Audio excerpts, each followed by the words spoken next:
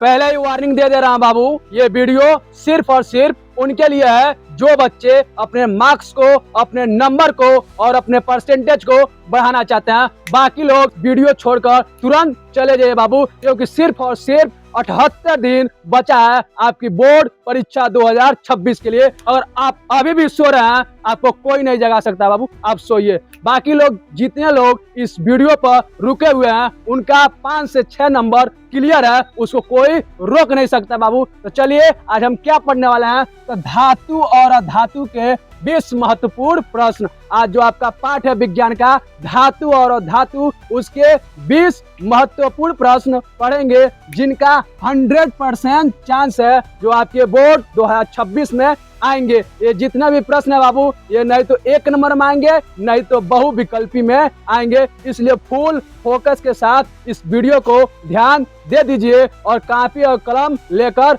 बैठ जाइए बाबू। जो ये वीडियो अंत तक देख लिया बाबू, उसका 5 से 6 नंबर कोई नहीं काट सकता, ये मैं लिख के दे रहा हूँ। चलिए बाबू शुरू करते हैं। पहला प्रश्न, धातु क्या होती है? आ जाएगा बाबू, धातु क्या होती है? तो देखिए, जो पदार्थ बिजली व उष्मा के अच्छे चालक हो वे धातु कहलाते हैं। जो पदार्थ बिजली व उष्मा के अच्छे चालक होते हैं उसी को बोलते हैं बाबू धातु, यानी बिजली उसमें आ सकती है। किसमें बाबू? तो धातु में, वही लिखा है। दूसरा प्रश्न बाबू देखिए, धातुओं का एक भौतिकी गुण लिखिए। आ जाएगा, धातुओं के एक भौतिकी गुण लिखिए। तो क्या होगा? धातु चमकीली होती है। सिंपल भाषा में जो धातु होती है वह चमकीली होती है। तीसरा प्रश्न देखिए, अधातु क्या होती है? आ जाएगा बाबू, अधातु क्या होती है? बिल्कुल लिख लीजिए। जो पदार्थ बिजली व उष्मा के खराब चालक हो वे अधातु कहलाते हैं। यानी जो पदार्थ बिजली व उष्मा के खराब क्या हो? चालक हो, यानी जिनमें बिजली नहीं जा सकती, उसी को अधातु बोलते हैं। चौथा प्रश्न देखिए बाबू, अधातुओं का एक भौतिक गुण लिखिए। क्या पूछ रहा है? अधातुओं का एक भौतिक गुण लिखिए। तो क्या होगा? देखिए, अधातु चमकीली नहीं होती हैं। जो अधातु होती है बाबू, वो चमकीली नहीं होती हैं। पांचवा देखिए, सबसे हल्की धातु कौन सी है? आ जाएगा, सबसे हल्की धातु कौन सी है? ये जितने भी प्रश्न है बाबू मोस्ट इम्पोर्टेंट है, पहले ही बता दूं, इसलिए फोकस मत हटाइए, नोट्स बना के इसको याद कर लीजिए।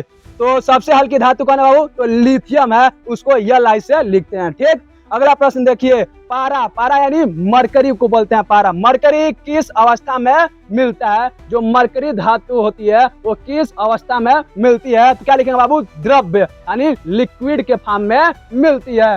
सातवां प्रश्न देखिए क्या बोल रहा है, कौन सी धातु सबसे अच्छी बिजली की चालक होती है? पूछ रहा है कौन सी धातु सबसे अच्छी बिजली की चालक होती है? तो क्या लिखेंगे? चांदी बाबू। कौन? चांदी होगा। देखिए, कौन सी धातु मानव शरीर में पाई जाती है? पूछ रहा है कौन सी धातु मानव शरीर में पाई जाती है? तो क्या होगा बाबू? लो, यानी आयरन जो होता है वो मानव के शरीर में पाया जाता है। अगला देखिए, धातुएं किस प्रकार के आयन बनाती हैं? जो धातु होती हैं वो किस प्रकार की आयन बनाती हैं? तो देखिए बाबू, धनायन लिखा है, जिसको बोलते हैं पॉजिटिव आयन। ठीक।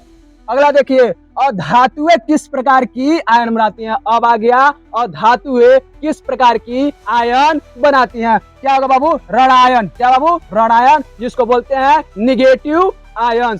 अगला प्रश्न देखिए, कौन सी धातुएं कम ताप पर पिघल जाती हैं? यानी कौन सी धातु है जो कम तापमान पर भी पिघल जाती है?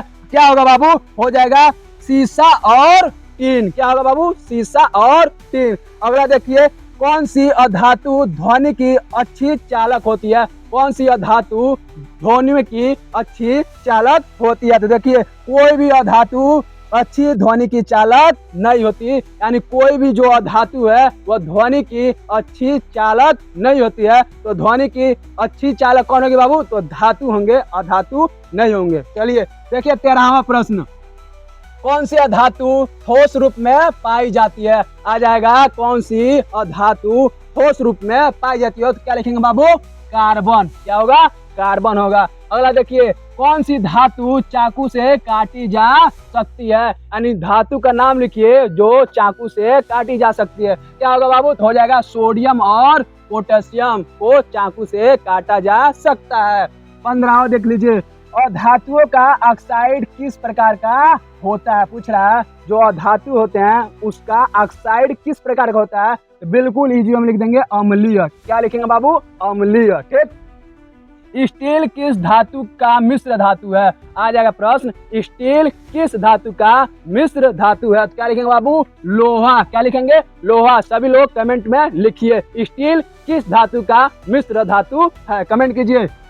पीतल किन धातुओं का मिश्र धातु है, अगला प्रश्न है, पीतल किन धातुओं का मिश्र धातु है, तो देखिए बाबू हो जाएगा तांबा और जिस्ता। तांबा को इंग्लिश में बोलते हैं बाबू कॉपर, और जस्ता को बोलते हैं बाबू जिंक। ठीक।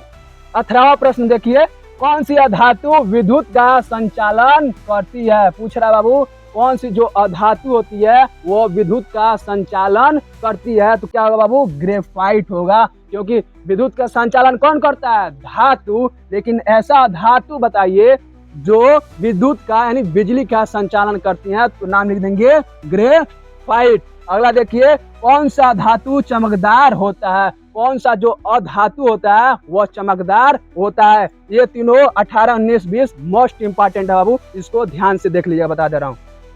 पूछ रहा है कौन सा धातु क्या होता है, चमकदार होता है, तो क्या लिख देंगे बाबू, आयोडीन। क्या होता है, आयोडीन जो अधातु होता है वो क्या होता है, चमकदार होता है, क्योंकि बाकी सारे अधातु क्या होते हैं, चमकदार नहीं होते हैं। ठीक।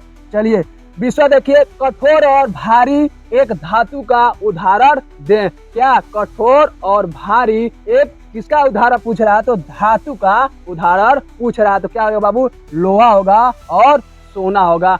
ये जितने भी आपके 20 प्रश्न थे बाबू, ये लगातार 10 या 12 साल से बोर्ड में पूछे जा रहे हैं, और कुछ जो प्रश्न हैं जिनकी 2026 बोर्ड में आने की बहुत ही ज़्यादा चांस है, उन्हीं को दिया गया है। इसलिए इसको अच्छे से देख लीजिए, नोट्स बना लीजिए और याद कर लीजिए बाबू, क्योंकि अगर अभी नहीं हुआ तो कभी नहीं होगा, क्योंकि सिर्फ और सिर्फ 78 दिन आपकी बोर्ड परीक्षा के लिए बचा है। बाकी एक साल जो भी किए हैं, बर्बाद किए हैं, उसको भूल जाइए। ये 2-3 महीना जो बचा है बाबू, इसको फोकस कर लीजिए। अभी आप नहीं जागेंगे तो कोई आपको जगा नहीं पाएगा, ये पहले ही बता दे रहा हूँ। जो भी इशू आ रहा है, जो भी दिक्कत आ रहा है, तो क्या हमसे तुरंत कमेंट कर कर पूछिए। इसी तरह लगातार डेली शाम को 6 बजे वीडियो अपलोड हो रहा है, वो भी ज़्यादा नहीं, 10 से 12 मिनट का या 8-9 मिनट का वीडियो जा रहा है। इसलिए हमारे चैनल को सब्सक्राइब करके रहिए, क्योंकि सब्सक्राइब नहीं करेंगे बाबू तो वीडियो क्या होगा, मिस हो जाएगा। तब फिर से आपको परसेंटेज, आपको नंबर बढ़ाने में दिक्कत होगी, क्योंकि 2 से 3 घंटा वीडियो देखने का कोई फायदा नहीं है। इसलिए वीडियो को लाइक कर दीजिए और अपने सभी दोस्तों में शेयर कर दीजिए, और हमारे चैनल को सब्सक्राइब जरूर कर लीजिए बाबू, क्योंकि सब्सक्राइब नहीं करेंगे तो आपका ही घाटा है, खोजते रह जाएंगे, इनसे दोबारा मिलूंगा नहीं बाबू। चल रहा हूँ, पढ़ाई करते रहिए। धन्यवाद।